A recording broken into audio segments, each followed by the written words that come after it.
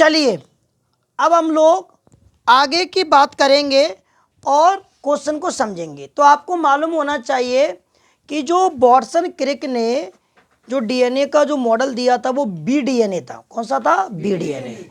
और इसमें जो एक टर्न है, एक घुमाव है, उसकी लंबाई कितनी थी? 34 एंगस्ट्रॉम, 34 एंगस्ट्रॉम।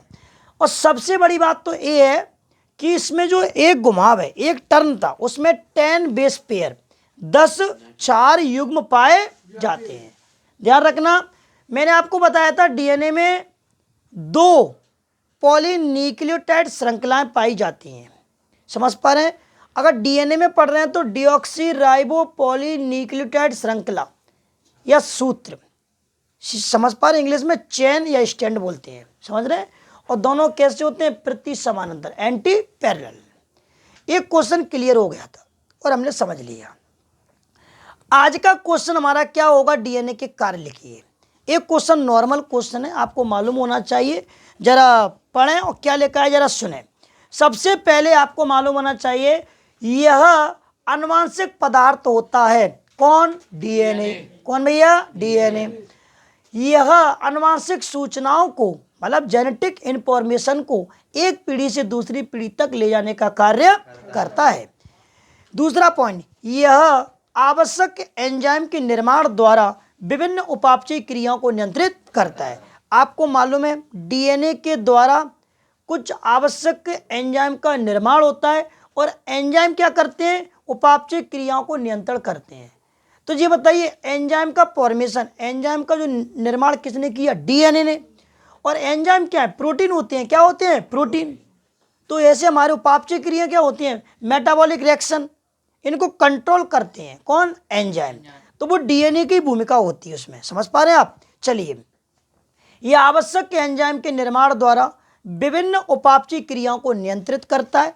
आगे तीसरा पॉइंट, यह प्रत्यक्ष मतलब डायरेक्ट, अप्रत्यक्ष मतलब इनडायरेक्ट रूप से सभी जैविक क्रियाओं को नियंत्रित करता है। समझ पा रहे हैं? और यह उत्परिवर्तन बोले तो म्यूटेशन। अच्छा, आनुवंशिक पदार्थ में अचानक कोई परिवर्तन होता है तो उसे म्यूटेशन कहते हैं, उत्परिवर्तन।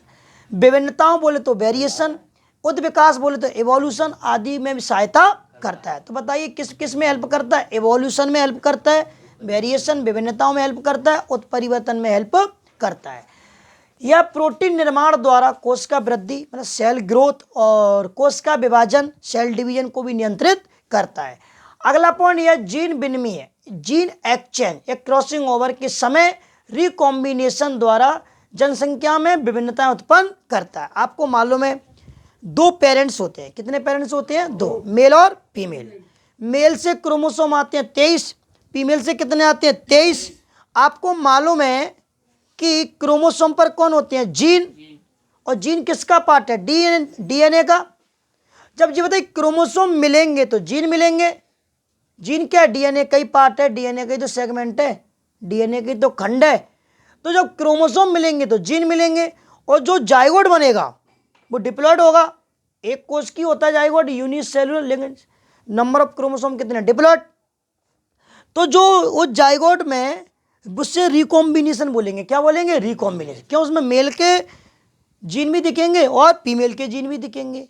तो जाइगोट में वेरिएशन आ जाएंगे। क्या आ जाएंगे? वेरिएशन, विभिन्नताएं।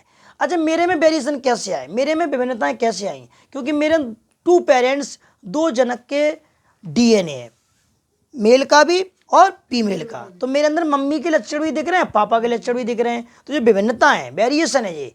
और ऐसा जीन एक्सचेंज या क्रॉसिंग ओवर के कारण ऐसा होता है। चलिए अब जरा ध्यान रखें, ये अनुलेखन द्वारा आरएनए बनाता है। क्यों? डीएनए से क्या बनता है? आरएनए। इसे अनुलेखन कहते हैं। आरएनए से प्रोटीन बनती है, उसे अनुवादन कहते हैं। क्या बोलते हैं? अनुवादन। उसके बाद में जो प्रोटीन निर्माण में सहायता करता है। इस प्रकार से हमने डीएनए के कार्यों को समझ लिया है।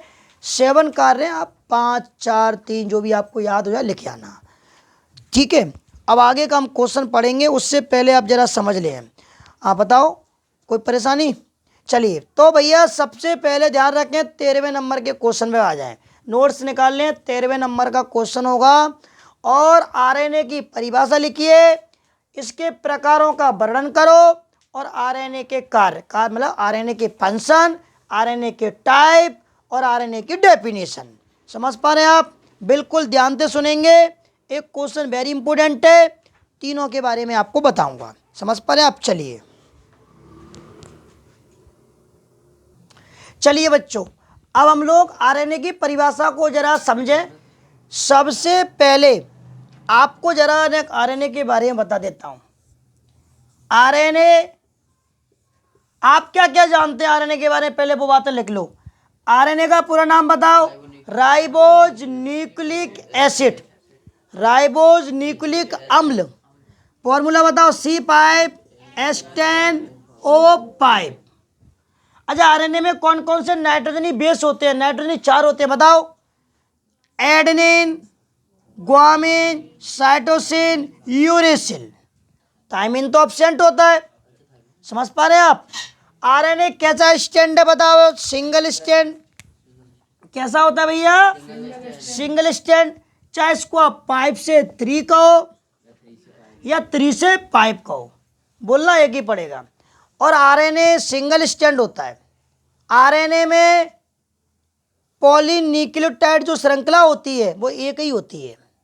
पॉलीन्यूक्लियोटाइड जो चेन होती है, स्टैंड मतलब सूत्र होता है, वो केवल एक ही होता है। डीएनए में कितने थे? 2 थे। समझ पा रहे हैं आप? चलिए, लेकिन ध्यान रखना, आरएनए में एडेनिन जुड़ता है यूरेसिल से, यूरेसिल जुड़ता है एडेनिन से, ग्वामिन जुड़ता है भैया साइटोसिन से, और साइटोसिन जुड़ता है ग्वामिन से। ये बात ध्यान रखना। समझ पा रहे हैं आप? चलिए, और ध्यान रखना, अगर हम आरएनए की इकाई पढ़ रहे हैं तो क्या बोलेंगे? राइबोपॉलीन्यूक्लियोटाइड। क्या बोलेंगे? राइबोपॉलीन्यूक्लियोटाइड। समझ पा रहे हैं आप? चलिए, आपको मालूम होना चाहिए कि आरएनए आनुवांशिक पदार्थ नहीं है। आरएनए को आनुवांशिक पदार्थ नहीं कहते। समझ पा रहे हैं? आरएनए प्रोटीन बनाने में सहायता करता है, प्रोटीन के फॉर्मेशन में हेल्प करता है। ध्यान रखें, आरएनए, ठीक है, 2 प्रकार के होते हैं, आनुवांशिक आरएनए और अनआनुवांशिक आरएनए। जेनेटिक आरएनए और नॉन जेनेटिक आरएनए। कौन कौन से होते हैं? Genetic RNA, non genetic RNA. लेकिन जो नॉन जेनेटिक आरएनए, अनआनुवांशिक आरएनए है, ये इसके 3 रूप होते हैं, एमआरएनए, टीआरएनए, आरआरएनए। समझ पा रहे हैं? और यही हमारे वेरी इंपॉर्टेंट है, आपको बिल्कुल क्लियर रूप से समझ में आ जाएंगे और हमको समझना भी पड़ेगा। तो सबसे पहले मैं आपको जरा ये बता देता हूं कि आरएनए सिंगल स्टैंड। समझ पा रहे हैं आप? चलिए, और ध्यान रखें, सम वायरस, कुछ विषाणुओं, ठीक है, सम वायरस, कुछ वायरस में आनुवांशिक पदार्थ आरएनए होता है। बताओ, टीएमबी वायरस कौन होता है भैया? और एक होता है एचआईवी। कौन सा होता है?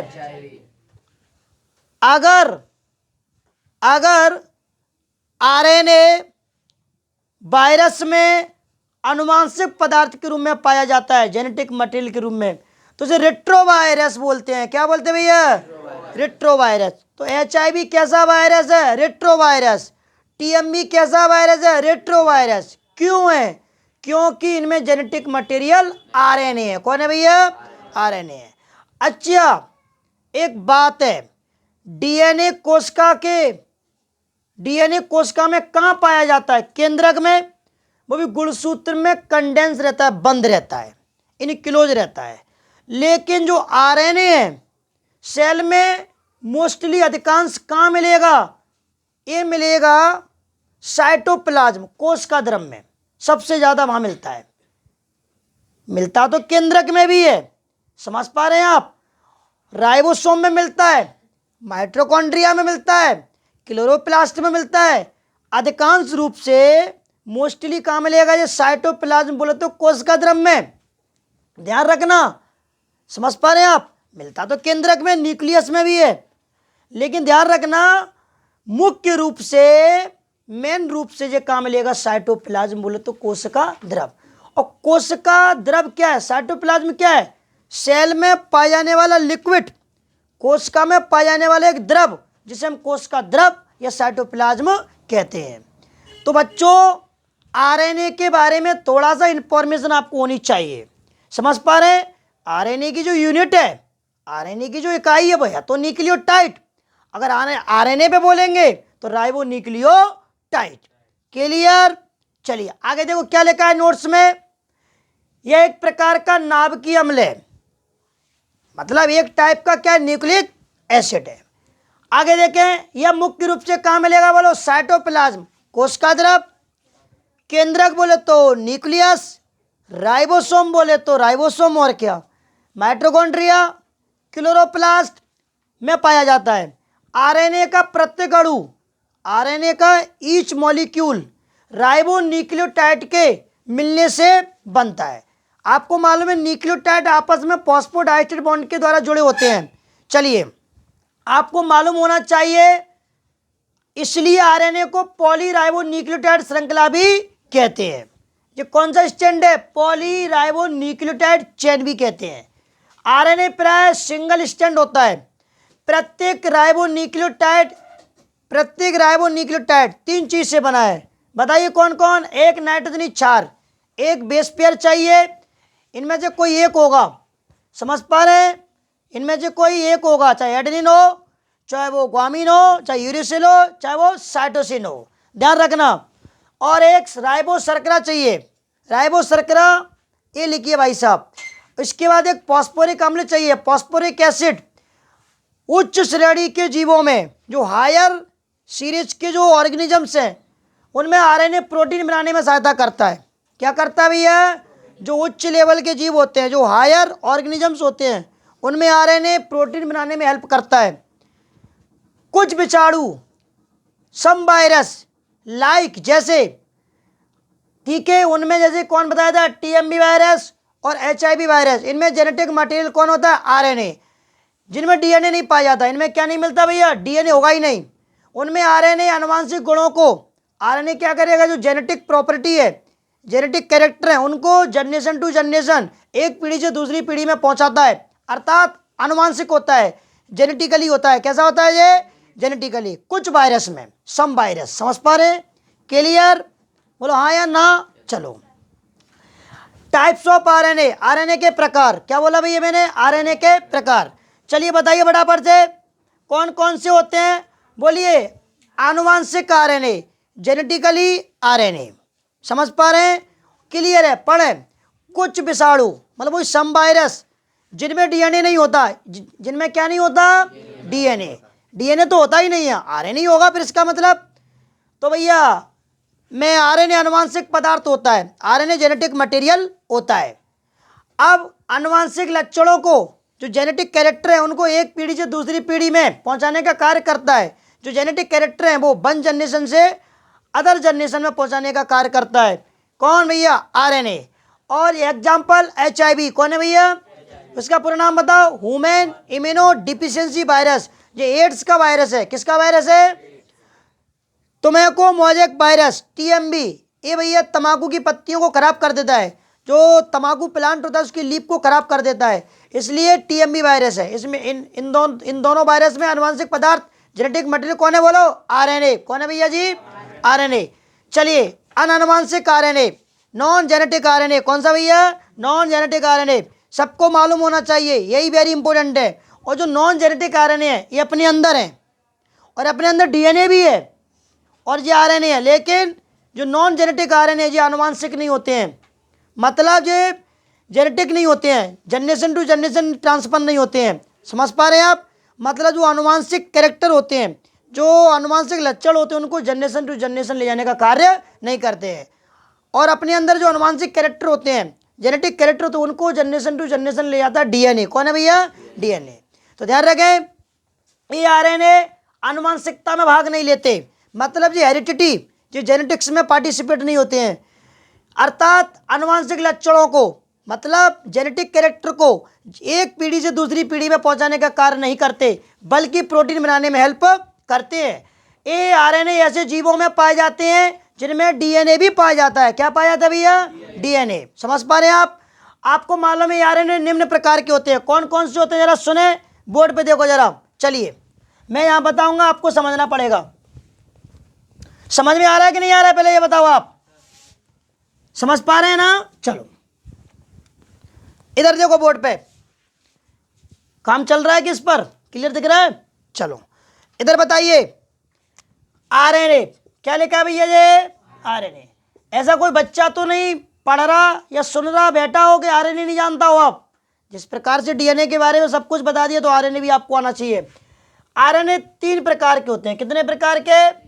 ध्यान रखना, जो कौन से RNA पढ़ रहे हैं? नॉन जेनेटिक RNA, अनुवांशिक RNA। बोलो mRNA। कौन होते हैं? mRNA। एक होते हैं भैया tRNA और एक होता है rRNA। तीनों के नाम सुन लो एक बार, इंग्लिश में भी सुन लो, हिंदी में भी सुन लो। मैसेंजर RNA कौन सा? बोलो ट्रांसफर RNA कौन सा? बोलो राइबोसोमल RNA कौन सा? चल बच्चों हिंदी में सुन लो आप। संदेशवाहक RNA कौन सा भैया? बोलो स्थानांतरण RNA। बोलो राइबोसोमल RNA। अब इन तीनों RNA का जो फंक्शन है उसको अपन बहुत गहराई से समझेंगे कि ये तीनों RNA कैसे फंक्शन मतलब कार्य करते हैं, इसको अपन को समझना है। तब हमको ये तीनों की तीनों RNA समझ पाएंगे और इसको समझना बहुत अनिवार्य है। चलिए तो सबसे पहले मैं आपको जरा बता देता हूं, इधर आओ।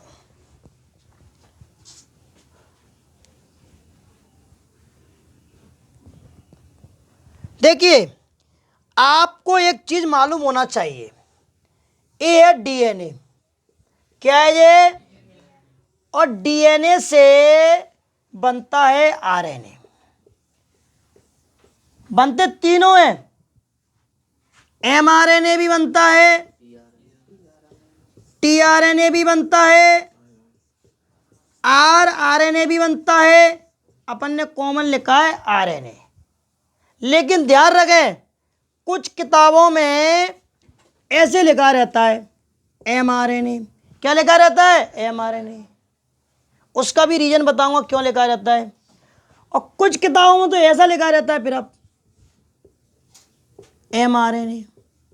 तो कोई दिक्कत नहीं है, mRNA पर ज्यादा ध्यान क्यों दे रहे हैं? DNA आनुवांशिक सूचनाओं को स्टोर करता है, जेनेटिक इंफॉर्मेशन को स्टोर करता है। आपको मालूम है DNA जैव अणु है, बायो मैक्रो मॉलिक्यूल है, जैव वृद्ध अणु है DNA। आपको मालूम है DNA के सेगमेंट, DNA के पीस, DNA का पार्ट जिसे हम जीन कहते हैं। क्या कहते हैं? जीन। क्या बोलते हैं भैया? जीन कहते हैं। और आपको मालूम है जीन क्रोमोसोम पर लीनियर फॉर्म में प्रेजेंट होते हैं, रेखीय क्रम में पाए जाते हैं। समझ पा रहे हैं?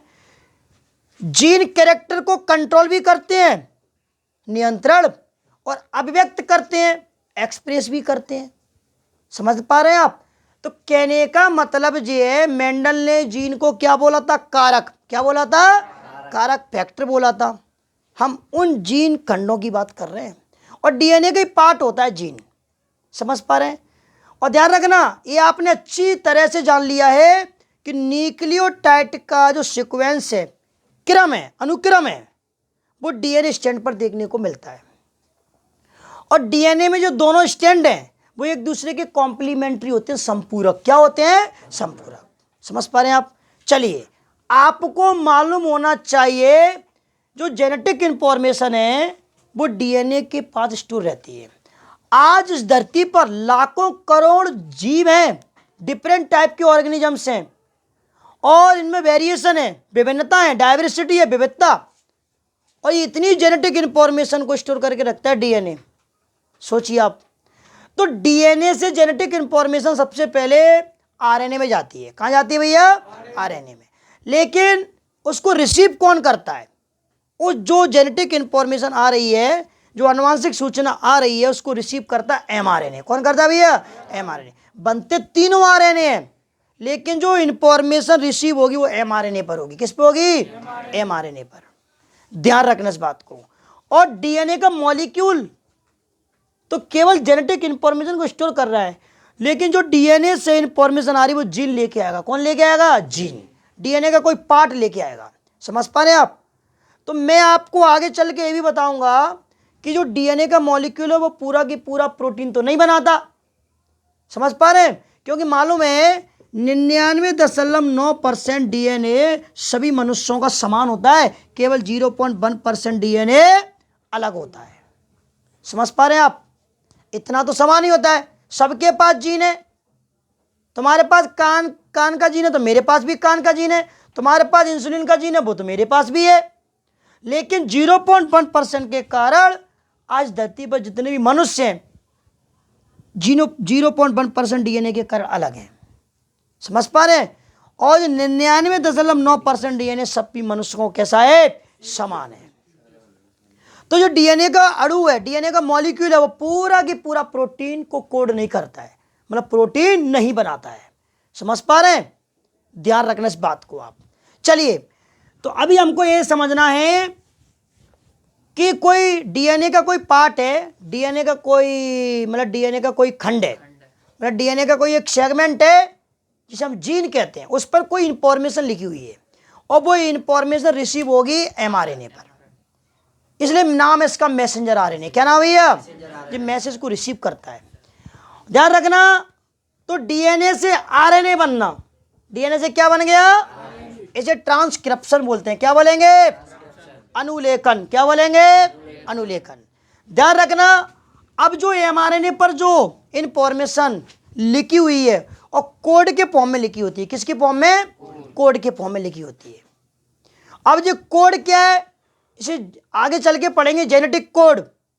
और एक कोडॉन 3 न्यूक्लियोटाइड से मिलकर बनता है। जैसे कि मान ले यू यू यू, ऐसे आपने लिख दिया कोई यू ए सी, ये पूरा कोडॉन है। क्या है ये? कोडॉन। एक कोडॉन 3 न्यूक्लियोटाइड से मिलकर बनता है। एक कोडॉन, 1 कोडॉन, एक कोडॉन 3 न्यूक्लियोटाइड से मिलकर बनता है। समझ पा रहे हैं? और एक कोडॉन एक अमीनो अम्ल को कोड करता है। क्या करता है? कोड। अब कहानी चिढ़ गई है तो जरा सुन लो ढंग से अब, क्योंकि आरएनए को पढ़ना है तो आपको प्रोटीन बनाना सीख रहे हैं आप, तो सारी प्रोसेस को समझना पड़ेगा। मालूम होना चाहिए प्रोटीन। आप ये शब्द सुनेंगे प्रोटीन। प्रोटीन को कौन बनाता है? अमीनो अम्ल बनाते हैं। कौन बनाते हैं? अमीनो अम्ल, एमाइनो एसिड। 20 प्रकार के अमीनो अम्ल होते हैं, 20 टाइप के अमीनो एसिड होते हैं और सेल के साइटोप्लाज्म में पाए जाते हैं, कोशिका द्रव्य में पाए जाते हैं। कौन? अमीनो अम्ल 20 प्रकार के होते हैं। ध्यान रखना, अमीनो अम्ल एमाइनो एसिड आपस में जुड़ते चले जाते हैं पेप्टाइड बंध के द्वारा, पेप्टाइड बॉन्ड के द्वारा। इस प्रकार से पॉलीपेप्टाइड चेन का फॉर्मेशन करते हैं। पॉलीपेप्टाइड जो श्रृंखला होती है उसका निर्माण होता है और प्रोटीन का मॉलिक्यूल बनता है। समझ पा रहे हैं आप? अच्छा, प्रोटीन के अंदर जो अमीनो अम्ल लगे हुए हैं, ऐसे प्रोटीन का कोई मॉलिक्यूल है, प्रोटीन का कोई अणु है, उसके अंदर अमीनो अम्ल लगे हुए हैं, तो अपनी मर्जी से नहीं लगते। ये सब जो कोडॉन है, ये कोडॉन एमआरएनए पर लिखा होगा। किस पे लिखा होगा? क्योंकि आपको मालूम है एक कोडॉन एक अमीनो अम्ल को कोड करता है। अच्छा, इसको जो एमआरएनए पर कोडॉन लिखे हैं इसको पढ़ता कौन है? टीआरएनए। कौन पढ़ता है भैया? टीआरएनए। और टीआरएनए पढ़ पढ़ के जाता है कोशिका द्रव्य साइटोप्लाज्म से एमाइनो एसिड को उठाता है और जो आरएनए है, राइबोसोमल आरएनए, ए पेप्टाइड बॉन्ड बनाता है एमाइनो एसिड के बीच में। इस प्रकार से प्रोटीन का फॉर्मेशन होता है। लेकिन ध्यान रखें, अभी हमको वहां नहीं पहुंचना है, अभी हमको बेसिक चीजों को जानना है, तभी आप ट्रांसक्रिप्शन और ट्रांसलेशन, अनुलेखन, अनुवादन को समझ पाएंगे बेहतरीन तरीके से। तो चलिए पहले आप इधर देखो जरा, डीएनए से आरएनए बनना। आरएनए कौन सा बन रहा है? एमआरएनए। बनता तो तीनों है, लेकिन जो जेनेटिक इंफॉर्मेशन है, आनुवांशिक सूचना है, जो कि कोडोन के रूप में लिख के आ रही है, वो mRNA पर रिसीव होती है। जरा इधर देखो, डीएनए से आरएनए बनना क्या कहलाता है? ट्रांसक्रिप्शन, अनुलेखन। और आरएनए से प्रोटीन बन जाए, क्या बन जाए भैया? प्रोटीन बन जाए, उसे ट्रांसलेशन, हिंदी में अनुवादन, क्या बोलेंगे? अनुवादन। ध्यान रखना, अनुवादन, ठीक है। अब डीएनए से डीएनए बन जाता है, डीएनए से डीएनए बन जाता है, अभी पढ़ाऊंगा डीएनए रेप्लिकेशन। डीएनए से डीएनए बन जाता है तो उसे बोलते हैं भैया रेप्लिकेशन, क्या बोलेंगे? रेप्लिकेशन। हिंदी में इसका नाम है प्रतिकृति, क्या बोलते हैं? प्रतिकृति, प्रतिकृति। अब हिंदी तुम कहोगे लिख दो तो थोड़ा समस्या आ जाएगी, इंग्लिश शब्द को ध्यान दे लो, कोई दिक्कत नहीं है। सुनो, डीएनए से डीएनए बनना, डीएनए से डीएनए बनना, डीएनए रेप्लिकेशन बोलते हैं। जब डीएनए से डीएनए बनेगा तो डीएनए से डीएनए बनेगा तो डीएनए रेप्लिकेशन, डीएनए प्रतिकृति। और ये सब एंजाइम का काम होता है, उसका नाम है डीएनए पॉलीमरेज। क्या नाम भैया? DNA polymerase. और डीएनए से आरएनए बनना है तो ट्रांसक्रिप्शन, क्या बोलेंगे? समझ पा रहे हैं आप? और आरएनए से प्रोटीन बन रही है तो ट्रांसलेशन, समझ पा रहे हैं आप? अब सुनो, पहले ये पूरा जो सीक्वेंस है इसे सेंट्रल डॉगमा बोलते हैं। क्या बोलते हैं भैया? Central dogma. सेंट्रल डॉगमा इस बात को समझाता है कि जो सेल है, कोशिका है, उसमें जो आनुवांशिक सूचना है वो यूनिडायरेक्शनल, एक दिशा में चलती हैं। मतलब डीएनए से आरएनए बनेगा, आरएनए से प्रोटीन बनेगी, समझ पा रहे हैं? प्रोटीन अभिव्यक्त होती है, एक्सप्रेस होती है, क्योंकि सभी जीवों का शरीर, जो ऑल लिविंग ऑर्गेनिजम्स हैं, उनकी जो बॉडी है वो प्रोटीन से बनी है। आज मैं ऐसा दिख रहा हूँ प्रोटीन के कारण, आप ऐसे दिख रहे हो प्रोटीन के कारण। लेकिन जब प्रोटीन ऐसी कैसे बन रही है?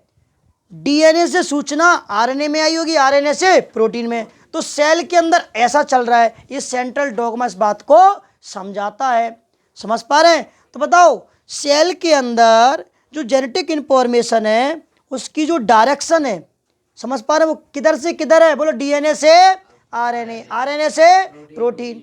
कभी कभार क्या होता है, कुछ वायरस हैं जिनमें, विषाणुओं में, आरएनए से भैया डीएनए बन जाता है। क्या बन जाता है? उसे रिवर्स ट्रांसक्रिप्शन, क्या बोलेंगे? रिवर्स ट्रांसक्रिप्शन, क्या बोलेंगे? रिवर्स, रिवर्स मतलब बैक, ठीक है। तो आरएनए से, हिंदी मुझे नहीं आती है, आई बात समझ में? ये कोई गलत बोल रहा हूँ मैं? ऐसी क्या बात करते हो तुम यार? इसमें कोई उर्दू है क्या? ये सब नोट्स में लिखा है, सब देख लेना। हिंदी, हिंदी के पीछे पड़ गए हो? हिंदी प्योर हिंदी आती है किसी को? पहले क्वेश्चन को समझो। आरएनए से क्या बन रही है भैया? डीएनए। आरएनए से क्या बन रहा है? डीएनए। तो रिवर्स ट्रांसक्रिप्शन, क्या बोलेंगे? Reverse transcription. और डीएनए से आरएनए बन रहा है तो ट्रांसक्रिप्शन, और आरएनए से प्रोटीन बन रहा है तो ट्रांसलेशन। लेकिन प्रोटीन से आरएनए मत बना देना, क्या मत बना देना?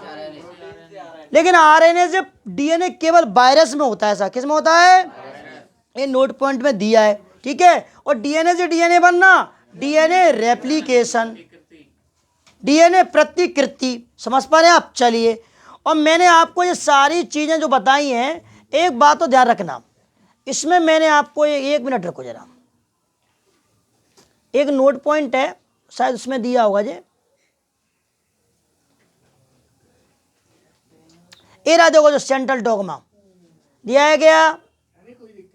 चलो, इसको हिंदी में क्या बोलते हैं? सेंट्रल डॉगमा मुझे लिखा है, देखो, central dogma of molecular biology, Hindi में आणविक जीव विज्ञान का केंद्रीय सिद्धांत, ठीक है। तो बताओ, सूचनाओं के, सूचना बोले तो इंफॉर्मेशन के, इस एक दिशीय प्रवाह, यूनिडायरेक्शनल जो फ्लो है, ठीक है, को सेंट्रल डॉगमा मॉलिक्यूलर बायोलॉजी समझाती है। तो बताइए, सेल के अंदर जो सूचना है, सूचना बोले तो इंफॉर्मेशन, ठीक है, एक दिशीय प्रवाह मतलब यूनिडायरेक्शनल फ्लो है सेल के अंदर। तो वो कौन समझाता है? सेंट्रल डॉगमा मॉलिक्यूलर बायोलॉजी, आणविक जीव विज्ञान का केंद्रीय सिद्धांत इस बात को समझाता है। तो डीएनए से आरएनए, आरएनए से प्रोटीन, समझ पा रहे हैं आप? चलिए, तो ये सेंट्रल डॉगमा मॉलिक्यूलर बायोलॉजी समझ गए।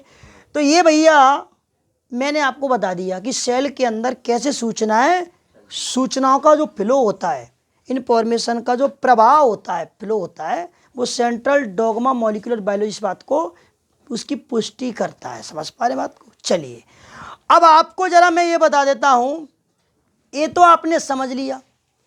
अब हमको सबसे पहले एमाइनो एसिड के बारे में मालूम पड़ गया कि प्रोटीन की जो यूनिट है, प्रोटीन की जो इकाई है वो है अमीनो अम्ल, एमाइनो एसिड। क्लियर? चलिए, आपको मालूम है, अब आपको थोड़ा राइबोसोम के बारे में जानना है। किसके बारे में जानना है? चलो जरा देख लो, तभी सीख पाओगे। अभी तो धीमे धीमे काम चल रहा है। चलो,